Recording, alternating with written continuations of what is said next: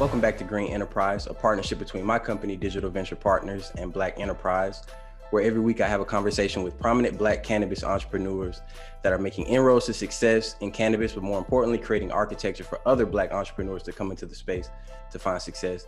This week, to kick off Women's History Month, I have with me two dear friends and business partners, Jessica Couch and Britt Hicks of Women of Color Worldwide.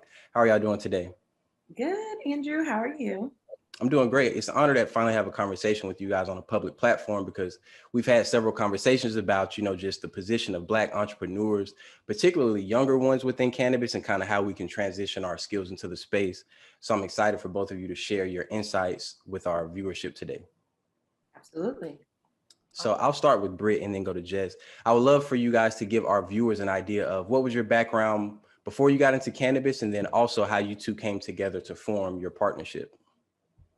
Beautiful. So, my background is in merchandising and retail technology. So, for the last 10 years, I've always worked as a merchant, or in layman's term, a buyer, for different retail partners, different brands, and then ultimately landed at Amazon, where I spent the last 5 years of my career buying fast fashion products, contemporary denim, men's apparel, and really began to transition more of my skill set into the tech space.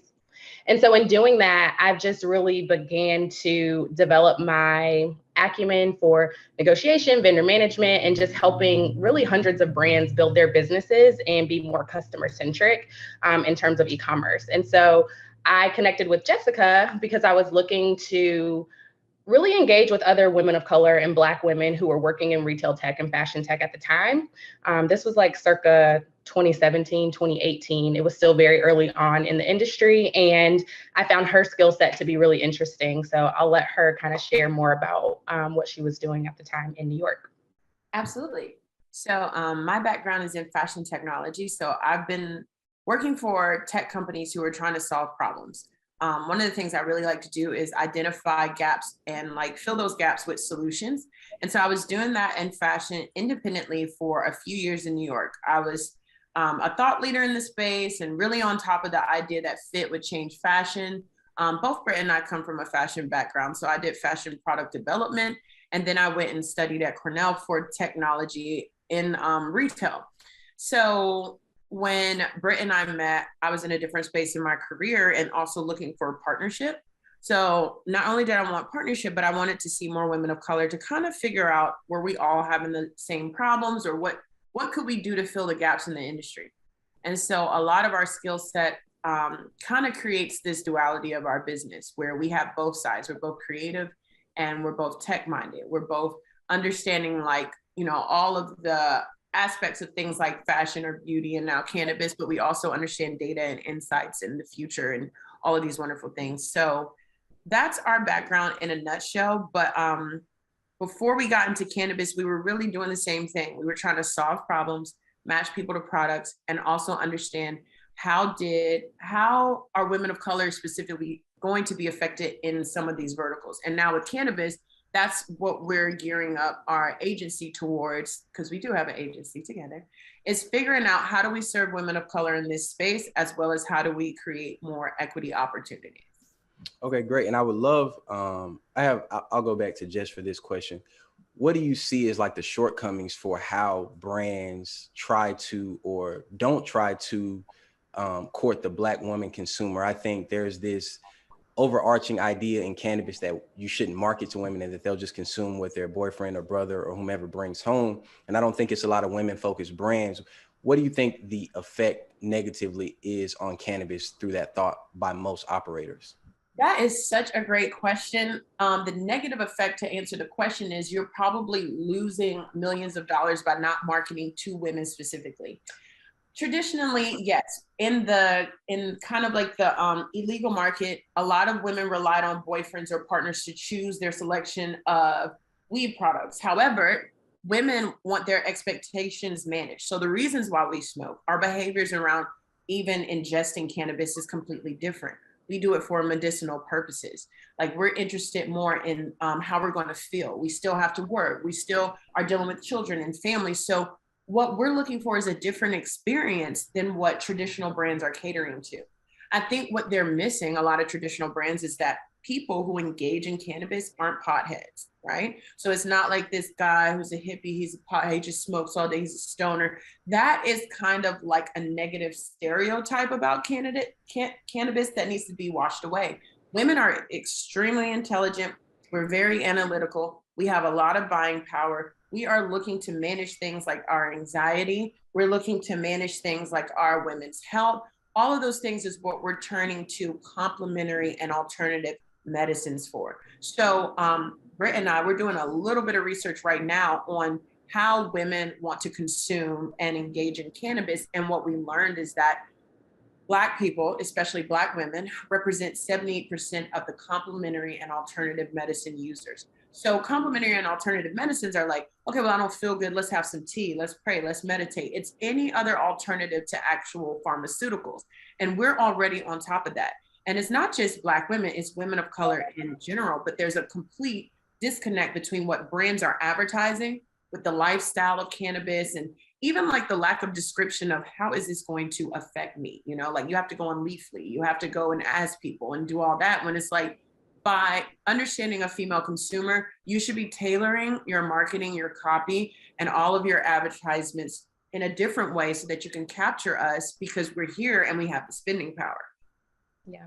Okay, great. And I would love for Britt to go into, how you guys are accomplishing that through Women of Color Worldwide. Like, what's kind of the thesis around the company? What are some of the things you guys have done in the space and you plan to do in the future?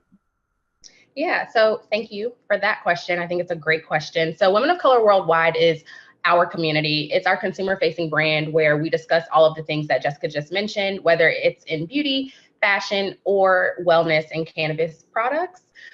So what we've done is really created a space where women can come and talk about those experiences, whether it's as an employee or an entrepreneur working across these spaces and what that experience feels like, or as a consumer. And so for us, as we continue to build that community in a very organic way, what we noticed is that women want to share how those experiences can be improved for them. And born out of that was our agency, as Jessica mentioned, Fayetteville Road. So through the agency, we've continuously been conducting research across all of these verticals. Early on, when we were working in the beauty space, we learned that women of color want to engage with beauty products, be represented, and be reflected in a very specific way in terms of their consumer behavior. But as we continue researching the cannabis vertical, what we learned is that the industry trends already show that women of color will drive consumption in this space, just as we do in beauty. We already outspend our counterparts by 9x on skincare, hair care, and beauty. And as Jess already said, we lead in cam products.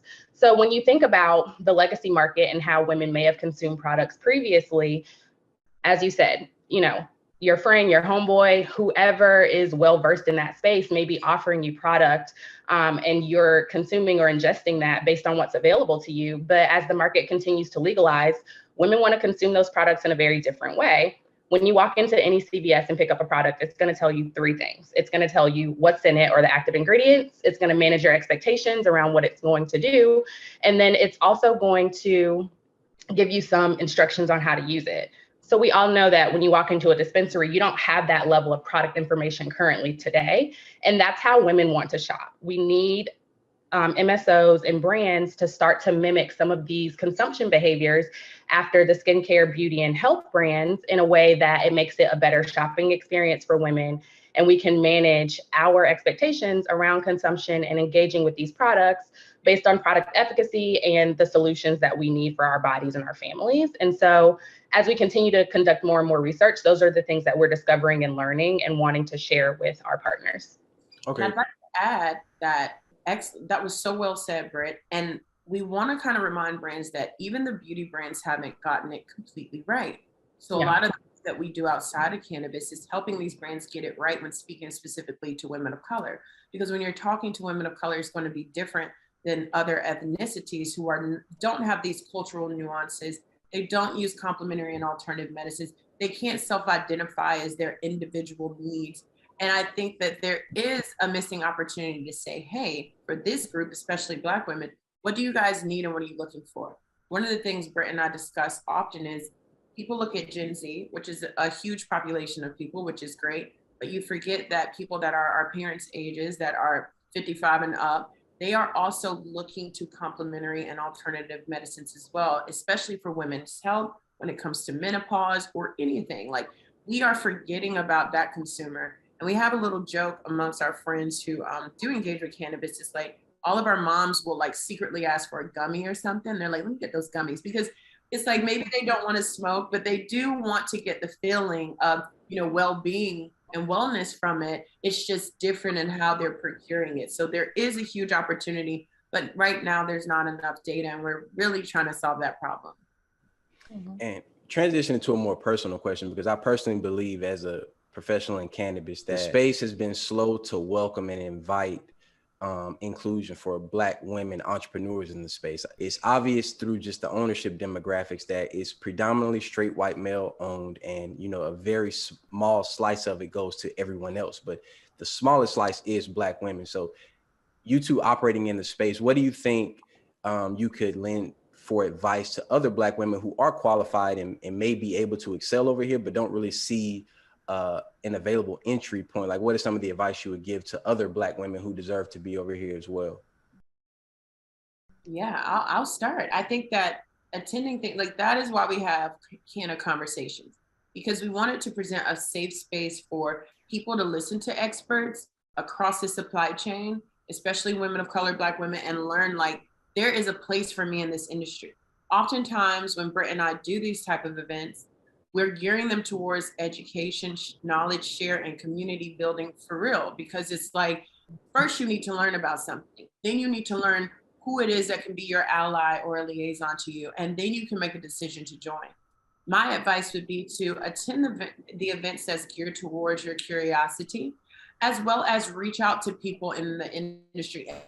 Do that. That's the whole reason why Britt and I formed the agency, was basically we formed communities first because we realized how difficult it was as women of color to get our feet in the door and see people like us. But once we did it, we realized it's so many other women of color that are gatekeepers. So I would advise people to do some research and don't be afraid to reach out, but also attend as many events as you can and be open, like attend with the intent of learning as well as meeting people, because that's been super helpful. And we think that organic connection is worth repeating so that people can figure out what their involvement is. Yeah, I think I would echo a lot of what Jessica said in terms of just not being afraid to collaborate and genuinely network with people. I think so much of our success and the opportunities that we've either earned or created or just have been granted to us have come from connecting with people on a very real level and first trying to learn and then trying to contribute, right? So not necessarily competing with people for opportunities, but I think there's more value in collaborating and then understanding how your skill sets can maybe enhance what someone's doing, because there's always an opportunity to learn within that. And I think just as you continue to connect with more and more people, you'll find that there are people who want to help you accomplish your goals, but there's always value you can add to what they're doing. Mm-hmm. Okay, perfect. And then I have two more questions. First one would be for both of you, and I guess I'll start with Jess. I like to ask every person who recently came into cannabis this question: theory versus practice. I think we all had a theory of what it would be like over here, and then in practice it was completely different. So what were some of the things that maybe you personally had a misconception of about cannabis, or you realize this is entirely different, that you had to adapt to really quickly? Man, so many, but the number one thing that I feel like that I had a misconception about was the actual culture of these very like cannabis, the people who are growing it and the people who are like really in love with the culture of cannabis. I had a completely misunderstanding of that, because I guess I've only seen the consumer side or the other sides, like in the supply chain. So, I even had a stigma about who the cannabis community was. And then when I learned more about it on the education side, or how I've seen cultivators that talk about their plants like their kids and the love they want to put into it, I didn't realize that this plant has such an emotional connection during the cultivation process, and as organic as the soil is and how it's grown determines how great it is. It really shocks me, and it's a direct connect between like nature and the spirit and just like all these things that resonate as a woman of color who is interested in those type of things. And it was a total disconnect. I think like I've seen on the consumer side, I've seen the distributor side. So like, it wasn't this nice, loving hippie side about healing and medicines and all these things. That really threw me for a loop. And then recently I learned, because we had Chelsea Higgs Wise on our panel, I had no idea, and we're living in tobacco country. I had no idea that prior to them growing tobacco, they were actually growing cannabis. So like, even like our history with the cannabis plant and how it was used medicinally and how people kind of engage with it, it's changed my mind about so many aspects of it that I thought I understood and that I find to be beautiful now. I think it's really dope that it's a plant that connects with people, that we have cannabinoid receptors in our bodies and that it responds to like love and care. I'm like, wow, I didn't know that. So I think that has blown my mind, and it makes me even more of an advocate for its youth, for circular economies, and for it helping to create more wealth and more connection and help to heal our communities in the ways that the war on drugs kind of divided us up and created chaos. Yeah, I echo everything Jess said. I think that was hugely eye-opening. I think that the two things I'll add to that are I've been blown away by what's happening in education related to cannabis and hemp production. I think what you're doing with the HBCU initiative is incredible.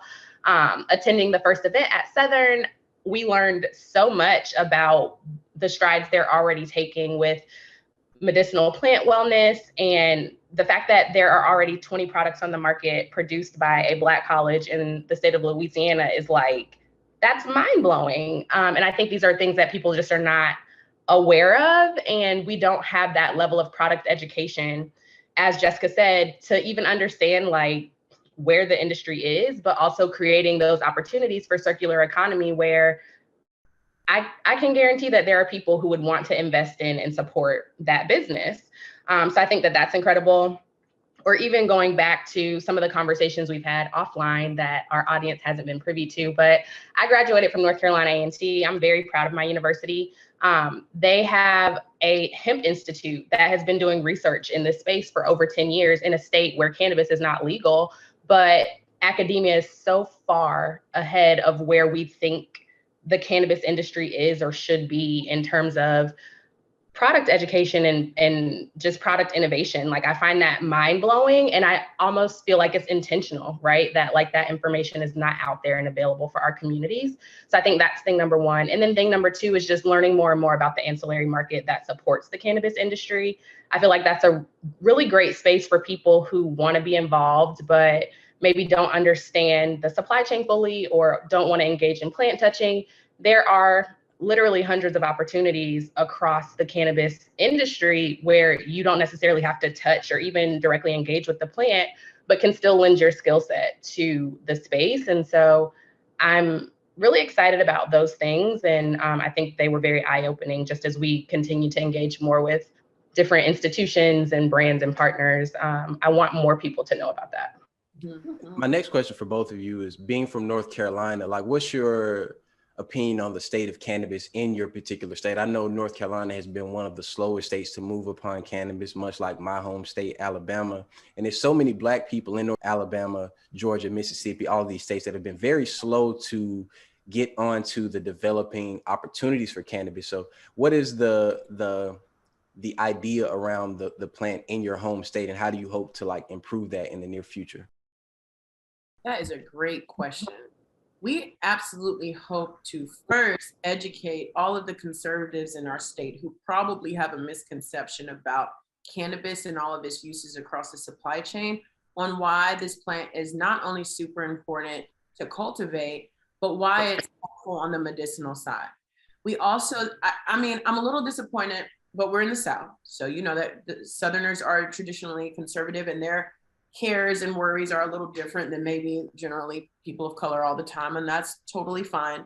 But I see cannabis as restoring a lot of great things in the South that once existed, particularly some of our manufacturing industries in general and our agricultural production. I think, like I learned at the event that you had, that 1 acre of cannabis, or maybe hemp, produces like $50,000 worth of profit in its time. And that's just 1 acre. We have all this land here. We have all these opportunities where farmers can kind of like benefit, but I think the laws have to be balanced so that it is beneficial. And I also think the educational component is going to be huge in North Carolina. And Britt and I were just pondering, like, how do we bring the doctors that we know that advocate for cannabis? Because we have some of the largest hospitals here, right? So I'm in Durham. We have down the road Wake Med, we have UNC Hospital, we have Duke University, and it's like all of these places have patients that could benefit from the properties that cannabis has. And then we have an opportunity to correct some of the wrongs that happen. Particularly me, I'm from Durham, and Durham is majority Black. And obviously the war on drugs and these unfair arrests, and Britt has stats on this, have devastated our communities and limited our ability to have ownership. It's limited our ability to have upward mobility in general. And I think that for us to balance this out in North Carolina, to create jobs and opportunities and educational things, we're going to have to teach people about what the cannabis supply chain can really do on a grand scale. And lastly, I think that I went to NC State and we're really big on production. And I think that the opportunity with hemp is endless, like, right? So it's not just about clothing, but it can replace plastics. It can replace so many things that these institutions need to think about the future and the innovation behind this plant that is literally the most sustainable plant that we probably can work with. Not even bamboo can be reduced down into fabric without all the chemicals, but hemp doesn't require those levels of chemicals, but it does produce things that could replace linens and cottons and so many things. So although we know that the South is slow, we have faith that through education and the right partnerships and getting the right universities on board and incentivizing them properly, we really, really hope to see the industry grow here and we catch on and do better than maybe some of the other states who haven't figured it out yet. Like Virginia just did. I think the GOP knocked their bill out so that you can't do sales. That sucks. I hope we're better than Virginia. It's a pretty low bar, but that would be great. So echo everything Jess said. We actually were just having a conversation the other day about maybe doing like a church tour, which I know sounds a little antiquated, but get us kicked out of North Carolina. Well, but I think it's important, right? Because in the South, churches are still a very important socio-political tool to get information out about what's happening in our community. And so I think when I think of North Carolina, the things that come to mind in terms of how we can move this forward are, one, we have the most HBCUs in one state in the country. So that's like one thing. And then when you think about Black colleges in general, most of these colleges are land grant institutions. They have farms, they have land, and they're doing research in the biosciences, life sciences, all of these spaces, right, where they can contribute to the pedagogy of work that is going to make cannabis the future. But then I also think about, as Jess said, we have some of the largest hospital systems in the country, also conducting a lot of industry leading research around wellness. And then, I don't know, I think the ideas around cannabis as a plant and consumption are very antiquated here. So trying to find opportunities where we can educate people at a very grassroots level. So like I said, starting with church, like, did you know that cannabis can help lower your grandma's blood pressure? That is like one tool that I think we can use to unlock some of the misconceptions around what this plant is, what it does. And it's like not just, to get you high. So some of the things that we're thinking about doing in the future is bringing Canna Conversations to North Carolina so that we can start to socialize those ideas and have those conversations. But we're also working with some of the local universities to host expungement clinics and talk about employment from that perspective.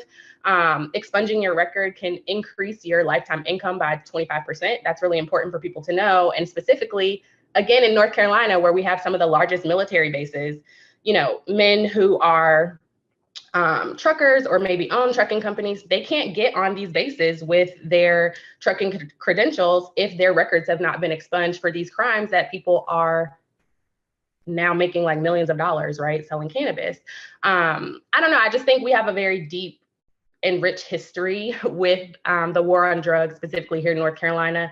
The next, or I guess the first clinic that we're going to be hosting will be in Durham, as Jessica mentioned. We were recently doing some research on the area, and that's an important city for us. One, because there's just a deep and rich history of entrepreneurship in Durham, as well as Raleigh. But in that particular area, the population statistics show that about 40% of the population is Black, but when you look at the arrest records related to marijuana and cannabis, 78% of the arrests in 1 year were Black men between the ages of 24 and 35. So it's like there's a disconnect here, and we have to begin to do some of the work. Even though the plant is not legal here, there are things that we can do to improve people's lives who've been impacted by this. So those are our goals. Those are our thoughts. But we'll keep you posted on what we do next. Oh, thank you both so much. I genuinely appreciate it. I hope you both know how impactful your work is, just your presence in the space is. You know, I'm genuinely proud to say I know you and work with you, and you are who you say you are. You deliver on what you say you're going to do, and you create a real architecture for other Black women to come in here and do it as well and even better than you guys are doing, which is what we're all supposed to be setting out to do. I would love for you to give our viewers an idea of where they can follow you both personally as well as your companies in case they have any questions or want to reach out to you directly. Absolutely. First of all, thank you, Andrew. You guys blushing over here like Southern Bells, you know, thank you. But for more information about us, you can go to WOCworldwide.com. So WOC as in women of color, worldwide.com. You can follow me on my personal Instagram. It's at _ Jessica Veronica and then _ again. Yep. And I'm at Just Call Me Hicks. And we're also on Instagram for WOC. So you can follow us at WOC Worldwide. Perfect. Thank you, ladies, so much. And I look forward to your success in the space and all that you will accomplish. Thank you, Andrew. Thank you. Same. Thanks for having us.